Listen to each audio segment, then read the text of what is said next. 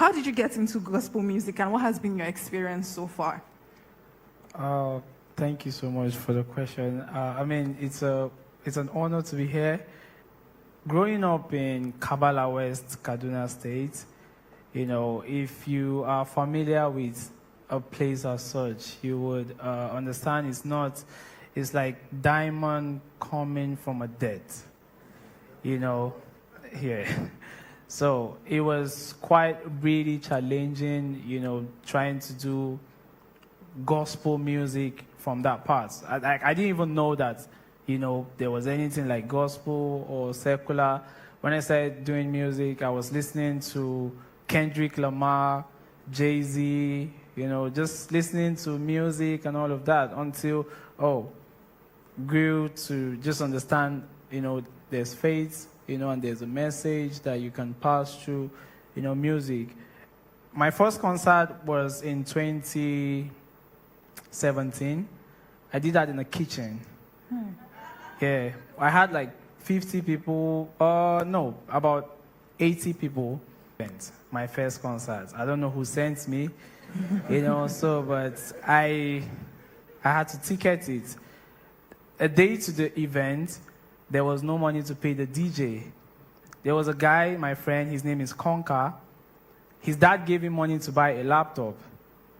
And I told him, Conker, do you believe me? And he was like, yeah. And I'm like, can you give me this money? And he did. Wow. He gave me the money. It was about 20-something thousand, 23,000 thereabouts. And I paid the DJ, settled some stuff. And the day of the event, we had the event. And after the event, it was 500 naira that I took as transportation back home. The money that was the exact money that I collected from him, was over with just 500 naira. So I just gave him the money, and then I left. And then, fast forward, I did different concerts, different events. The most recent was last month. I hosted Giz Baba in Kaduna State. Oh, lovely. So I posted, of course, I've done, there's a whole series of, journey, but I just wanted to start from the beginning, coming to the end. I posted this event, and in 24 hours, I had over 3,000 registrations. Wow. Just one post. Wow. I made one post. To the point I had to, we had to close down the registration sites, because where would people enter? Everybody started asking, where are you going to put people and all of that? So I made another post, and we got to over 5,000 registrations. Wow. And I'm like, whoa. So we had to, really not do any publicity. But I'm like, there was a story I heard of somebody that wanted to, do something for somebody. And then when the person put out his ticket, he came and bought all of the tickets. And he was the only one at the event. And I'm like, what if it was, what if it's just one person that literally, bought all of this? The ticket was free, actually. What if it's one person that came and registered all of these using different... I'm like, it has not happened before. So on the day of the event, of course, we had an overflow. 1 hour to the event, the hall was already packed, everywhere. So by the grace of God, it's been really challenging, but I've put in a lot of work, studio projects, every time, putting in so much, of course, back end, royalty, we're getting, I don't want to, before people see me as if I'm rich. But, it's been challenging, but God has been helping.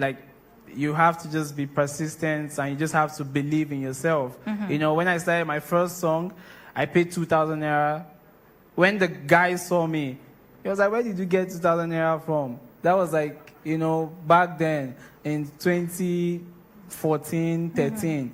And he was like, because of how you came, I want to give you another session for free. And that was how he gave me another session for free, and I did. And from then, I've collaborated with, different people. I started this year with about, let's say, 6,000 monthly listeners on Spotify. But I was like, okay, I really need to do, so much to grow my Spotify, because if you go and check me, the place that you would only check an artist's progress and growth is when you go to Spotify. You want to check their monthly listeners and all of that. So, I'm like, I need to strategically do collaborations that would, run up those numbers, playlists. So I did that with Holy Drill. I repeated, that same principle, because if principles can be repeated, results can be predicted. Come on. So I did that same principle again with Sounds of Salem.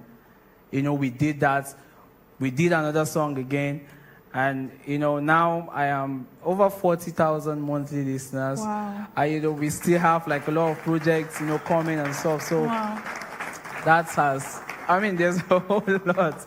But that has been the experience so far. Okay. Thank you very much for sharing your experience with us.